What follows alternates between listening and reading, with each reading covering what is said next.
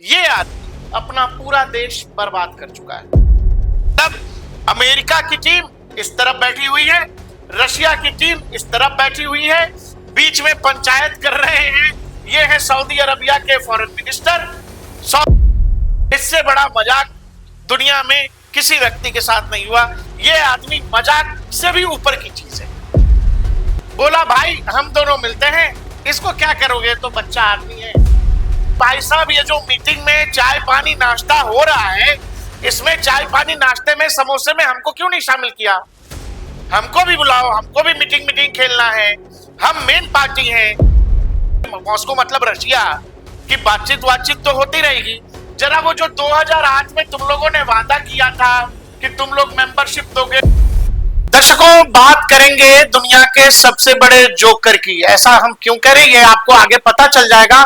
और इस पूरी कहानी में जोकर कौन है ये भी शायद आप समझ ही गए होंगे। मैं इसी आदमी की बात कर रहा हूं। ये जो मुंह बनाए खड़ा है कि चेहरा क्या देखते हो, दिल में उतर कर देखो ना। इनकी शक्ल से आपको लग रहा होगा, मासूम चेहरे पर मत जाइए। ये आदमी अपना पूरा देश बर्बाद कर चुका है। इसका देश यानी कि यूक्रेन, उस हद तक इसका देश यूक्रेन बर्बाद हो चुका है जहां यूक्रेन को पहुंचने के लिए अब 100 साल का वक्त लगेगा। जैसा यूक्रेन आज से 2 साल 3 साल पहले था, वैसा यूक्रेन दुनिया देख सकेगी कम से कम 100 साल बाद। क्यों? क्योंकि ये भाई साहब की दिक्कत थी। ये भाई साहब का मन था कि हमको नाटो में शामिल होना है, हमको नाटो में शामिल होना है, हमको ना बड़ा बनना है, हमको भी चाहिए फुल इज्जत, हमको पुतिन बनना है, हमको डोनाल्ड ट्रंप जैसा भौकाल चाहिए। इनके भौकाल का आलम यह है कि डोनाल्ड ट्रंप ने पुतिन को फोन किया, बोला भाई हम दोनों मिलते हैं, इसको क्या करोगे, तो बच्चा आदमी है, ना समझ है, कुछ समझता जानता है नहीं, डिप्लोमेसी का डी नहीं जानता है। आओ हम आप बात करते हैं। यानी रशिया और अमेरिका बैठ के बात कर रहे हैं किसके बारे में? रूस यूक्रेन के वॉर के बारे में। तो दो मेन पार्टी जो लड़ाई की है, एक रशिया एक यूक्रेन, उसमें रशिया तो मौजूद है।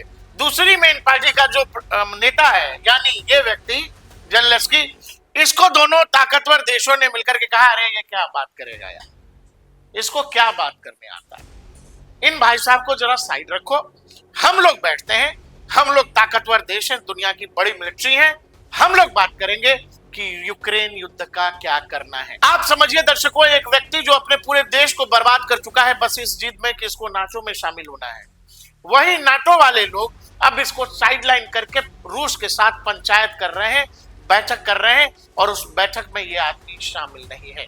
दिलचस्प बात तो ये है कि ये भाई साहब ये कह रहे हैं कि वो कोई डील नहीं मानी जाएगी जिसमें हम नहीं रहेंगे। हम नहीं रहेंगे का मतलब यूक्रेन जिस भी डील में नहीं रहेगा, जिस नेगोशिएशन में यूक्रेन नहीं रहेगा, वो मानी नहीं जाएगी। आप ये बताओ, क्या ये देश जो यूक्रेन है या इनके जो नेता है ये भाई साहब जेलेंस्की साहब, क्या ये इस स्थिति में है, इस पोजीशनिंग में है जहां वो डोनाल्ड ट्रंप को मना कर सकते हैं, जहां वो अमेरिका की बात को ना कर सकते हैं? क्या ये उस पोजीशन में है? भाई जब कर्जे के पैसे से, कर्जे के हथियार से लड़ाई लड़ रहे हो, अमेरिकी डॉलर से हथियार खरीद के लड़ाई लड़ रहे हो, तो तुमको ये लग रहा है कि तुम्हारी अमेरिका सुनेगा? क्यों सुनेगा भाई? अमेरिका खर्च कर रहा है, अमेरिका पैसे दे रहा था, अब अमेरिका को पैसा नहीं देना है। अब अमेरिका के लिए रूस को इंगेज रखने की कोई जरूरत नहीं है। अब अमेरिका के लिए तुमको नाटो में रखने की भी कोई जरूरत नहीं है, और ना ये जिद पालने की कि भाई तुम नाटो में शामिल होकर रहोगे। ये जिद ना अमेरिका पालेगा, ना डोनाल्ड ट्रंप पालेंगे, ना यूरोप के बाकी देशों को ये जिद पालने देंगे। इसीलिए आपको समझना पड़ेगा कि आप जब भाड़े के हथियार पर, भाड़े के कर्जे के पैसे पर वो युद्ध लड़ रहे थे, भाड़े का युद्ध लड़ रहे थे, दूसरे लोगों के लिए लड़ रहे थे। ये कोई यूक्रेन का युद्ध ये व्यक्ति अपने देश के लिए नहीं लड़ रहा था। ये व्यक्ति नाटो के उकसावे में और उस समय मौजूदा बाइडेन प्रशासन के उकसावे में कि रशिया को इंगेज करो, रशिया के अर्थतंत्र को तोड़ो, रशिया को आर्थिक नुकसान पहुंचे, इसीलिए ये युद्ध लंबा चले, जानबूझकर इस व्यक्ति को सालों तक हथियारों की सप्लाई देती जाती रही, पैसा दिया जाता रहा कि ताकि ये लंबा युद्ध चले। लेकिन डोनाल्ड ट्रंप आए, उनके पूरे चुनावी कैंपेन का ही ये हिस्सा था कि भैया हम रूस यूक्रेन युद्ध को पहले हफ्ते में बंद कर देंगे, हम आते ही पहला काम ये करेंगे। डोनाल्ड ट्रंप अपने मिशन में लग गए हैं।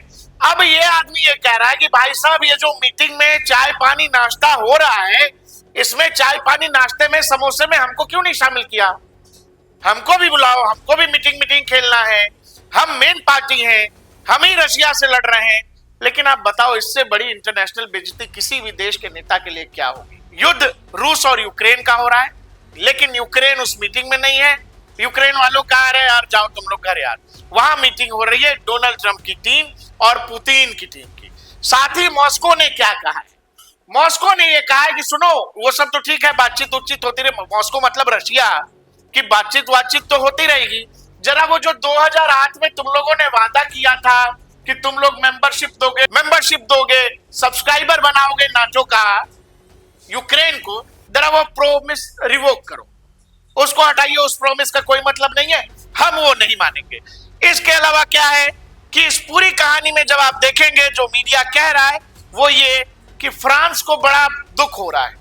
फ्रांस यानी इमैनुअल मैक्रोन, आपको पता है फ्रांस ने कई बार जब समझौते के लिए, कई बार मॉस्को में, कई बार जब फोन किया गया है राष्ट्रपति पुतिन को, तो पुतिन साहब फ्रांस के फोन पर भी नहीं आए। मतलब मैक्रो साहब से तो फोन पर बात भी नहीं की पुतिन ने। तो फ्रांस को ये लग रहा है कि भाई हम पूरा का पूरा नाटो देश जो है, जो पूरा यूरोपीय यूनियन के देश हैं, वो यूक्रेन के पीछे खड़े होकर एक्सपोज हो गए। अमेरिका भी साथ था उस समय, लेकिन अब अमेरिका में प्रशासन बदल गया है। अब अमेरिकी प्रशासन कह रहा है कि पुतिन साहब से कि भाई साहब हम भी मॉस्को आ रहे हैं, आप भी कभी व्हाइट हाउस आइए। पुतिन ने तो नामंत्रण तक दे दिया मॉस्को आने के लिए ट्रंप को। अब क्या है कि वो दोनों कह रहे हैं कि हम लोग मिलकर बात करेंगे।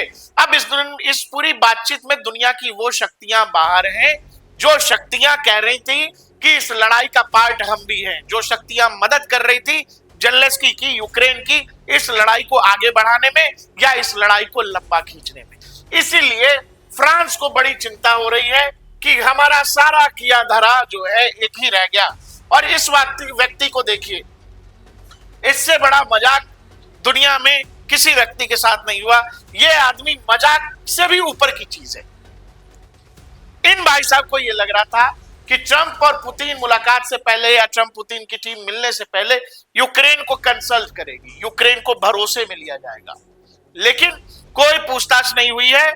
सऊदी अरबिया से तो भाई साहब मीटिंग की तस्वीर तक आ गई है, जहां पर आपको दिखाई दे रहे हैं ये रशियन फॉरेन मिनिस्टर है लैवरोव और ये है अमेरिकी secretary of state Rubio, Marco Rubio. आपको पता है ये वही मार्को रूबियो हैं जिनसे हाल फिलहाल में हमारे विदेश मंत्री एस जयशंकर मिले थे, वीजा अलग अलग मामलों पर बातचीत हुई थी। मतलब अमेरिका की टीम इस तरफ बैठी हुई है, रशिया की टीम इस तरफ बैठी हुई है, बीच में पंचायत कर रहे हैं ये है सऊदी अरबिया के फॉरेन मिनिस्टर। सऊदी अरबिया एक न्यूट्रल वेन्यू पर दोनों ही देश तैयार हुए, अमेरिका भी और रशिया भी, यानी वॉशिंगटन और मॉस्को दोनों की सहमति हुई कि भाई न्यूट्रल वेन्यू पे बैठिए। न्यूट्रल वेन्यू पे बैठा गया और वहां ये पंचायत हो रही है। उस पंचायत में ये भाई साहब बुलाए नहीं गए, इनको किसी ने पूछा नहीं, और ये दुनिया में घूम घूम के भाषण ये दे रहे हैं कि वो कोई निगोशिएशन यूक्रेन नहीं मानेगा जिसमें यूक्रेन शामिल नहीं होगा। यूक्रेन इस पूरी लड़ाई में पहले दिन से शामिल नहीं है। यूक्रेन की लड़ाई नाटो और अमेरिका मिलकर लड़ रहे हैं। कर्ज के पैसे और कर्ज के हथियार से तुमको लगता है कि तुम लड़ोगे और तुमको लोग वैल्यू करेंगे? एक अच्छे खासे देश को इस आदमी ने बर्बादी के गर्त में ढकेल दिया है, जहां उसी इंफ्रास्ट्रक्चर तक पहुंचने में उस देश को कम से कम 100 साल लगेंगे। ये देख लीजिए पुतिन। और साथ में मॉस्को ने एक और बात की है, ये जो मीटिंग चल रही है सऊदी अरबिया की राजधानी रियाद में, एक राउंड की मीटिंग हो चुकी है, दूसरे राउंड की मीटिंग चालू है। इसी दौरान मॉस्को की तरफ से यह कहा गया है कि अगर जरूरी होगा, समझिएगा इस बात को, डिप्लोमेसी में एक एक शब्द का मतलब होता है। साफ साफ मॉस्को की तरफ से बोला गया है और इस पर लैवरोव पीसी भी करेंगे। मॉस्को की तरफ से यह कहा गया है कि अगर जरूरी हुआ, क्या लिखा है, इफ नेसेसरी, अगर जरूरत हुई तो राष्ट्रपति पुतिन जेलेंस्की से बात करेंगे। Putin ready to talk to Zelensky if necessary. ये हाल है इस पूरे निगोशिएशन में, दुनिया के इस बड़े गेम में, इस व्यक्ति का जिसको लग रहा था कि हमको चाहिए फुल इज्जत। इज्जत भी नहीं मिली, हारेंगे सो हारेंगे, दुनिया में हारे हुए कहाएंगे सो अलग। अभी तक लड़ इसीलिए पा रहे हैं क्योंकि नाटो हथियार दे रहा है, अमेरिका डॉलर दे रहा है। अमेरिका ने डॉलर रोक दिया, अब अमेरिका डॉलर रोकेगा तो नाटो तो हथियार देगा नहीं। अब जब मीटिंग दोनों तरफ हो रही है, ये आदमी घूम घूम के कह रहा है कि नहीं, हमारे बगैर कुछ नहीं हो सकता, हम नहीं होने देंगे, हम नहीं मानेंगे। लेकिन भाई, तुमको पूछ कौन रहा है? तुम्हारे नहीं मानने से कुछ नहीं होना है, वो सब कुछ तय हो जाएगा और तुमको मानना ही पड़ेगा। क्योंकि जिससे पैसा ले रहे हो, जिससे कर्जे का हथियार ले रहे हो, वो सब अब ना पैसा देंगे ना कर्जे का हथियार देंगे। अब बताइए, दो पार्टी की लड़ाई है, उसमें एक पार्टी गायब है, कोई इज्जत नहीं है। रशिया वाले बैठ के अमेरिकियों के साथ बैठक कर रहे हैं, बोले आइए हम लोग बात कर लेते हैं। अभी हाल फिलहाल में डोनाल्ड ट्रंप ने एक हफ्ते पहले एक और बात कह दी थी, बोला था कि लगता है यूक्रेन हमेशा यूक्रेन रहेगा, ऐसा मानना ठीक नहीं है। क्या कहा था? ये कह रहे हैं may be Trump floats Ukraine में बी रशियन समडे। ये बात है कि भाई हमेशा यूक्रेन रहोगे, ऐसा नहीं है, किसी दिन रशियन हो सकते हो, ऐसे मौज में ट्रंप साहब ने कह दिया था। अब जब बैठक हो रही है, तब इसी बैठक के दौरान जिस समय रशिया और अमेरिका आमने सामने हैं, मॉस्को प्रेशर पॉलिटिक्स खेल रहा है, प्रेशर टैक्टिक्स खेल रहा है।